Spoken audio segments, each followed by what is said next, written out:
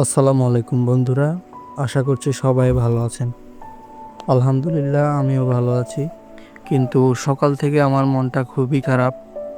গত কিছুদিন আগে আমি আমার ট্যাঙ্কে আপনাদেরকে এই মাছটি দেখিয়েছিলাম। আমার অ্যাকুরিয়ামের সবচেয়ে পছন্দের মাছ ছিল এটি।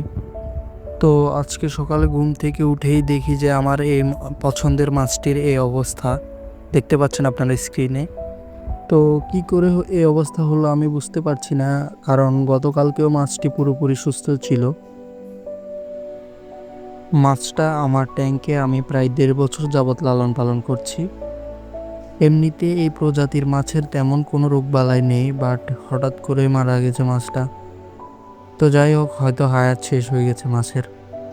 তো ভিডিওর শেষে আবারও বলছি, মাছটা আসলে আমার খুবই পছন্দের ছিল। এরকম যদি পছন্দের জিনিস হঠাৎ করে চলে যায় তাহলে আসলে খুব খারাপ লাগে।